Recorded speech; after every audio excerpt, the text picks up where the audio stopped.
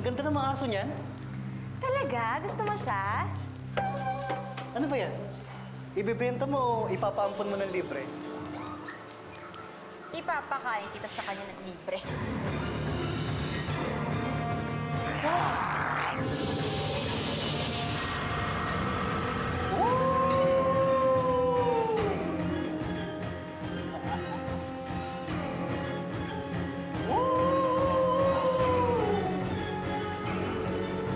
Nanandad na ang bagong pinuno ng mga suko.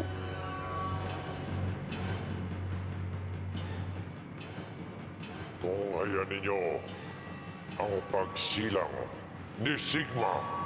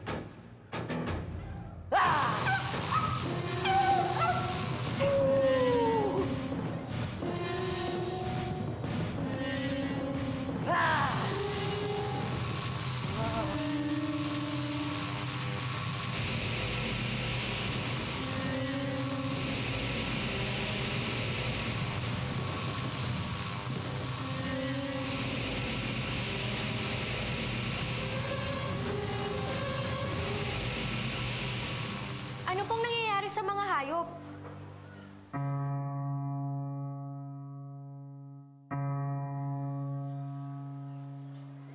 Bakit bigla ka pumasok dito? Pasensya na po. Kayo po ba si Lito Azucena? Lito? Sinong Lito? Yung may-ari po ng animal shelter? Ah! Si Lito! Ako yun, ako si Lito. Bakit ba? Naghahanap po kasi ako ng trabaho. Kailangan niya raw po ng assistant. Trabaho. Ano bang ginagawa ng may-ari kapag may nag-a-apply sa kanya ng trabaho? Po? Di tinatanggap po yung aplikante. Tanggap ka na, tanggap ka na.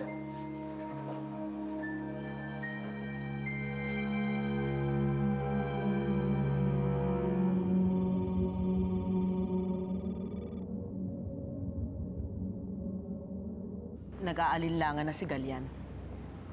Ayokong umabot sa puntong pumanig muli siya kay Zion.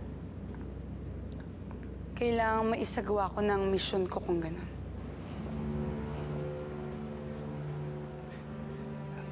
Anong misyon ang tinutukoy ninyo?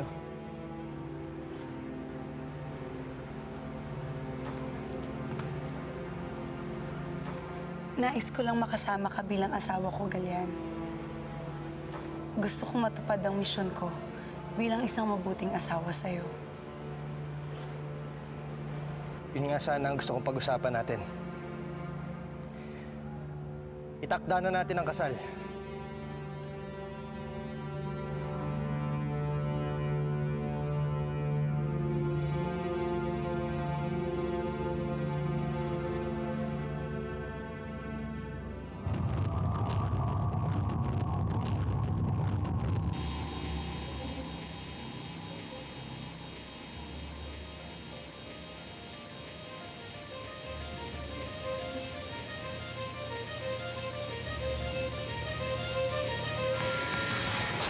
Ito ang video na nakuha namin sa security camera na nakalagay sa labas ng quarter ni Galian.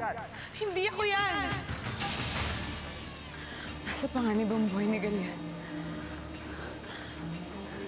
Kailangan makabalik ako sa Galactic Force.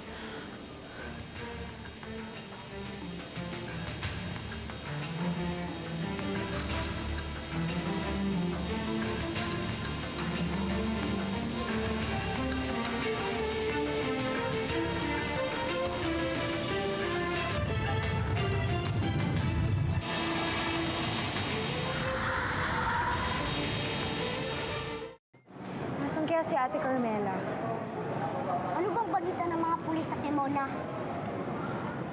Wala pa rin balita eh. Sinubukan mo na daw makapag-communicate sa kanya gamit ang badge mo. Oo, pero hindi yata natatanggap ng mga tawag ko. Anong binubulong-bulong niyo dyan, ha? Ha? Wala po.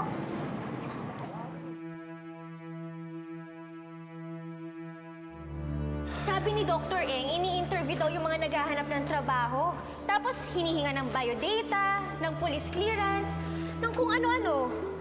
Pero alam mo si Sir Lito, wala. Wala siyang hiningi sa akin.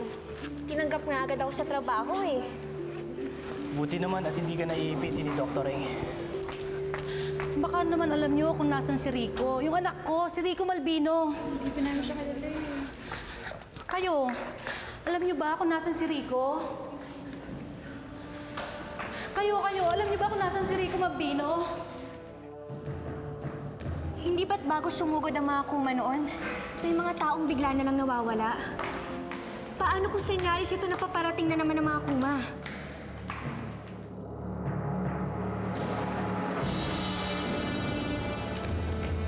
Ami! Ami!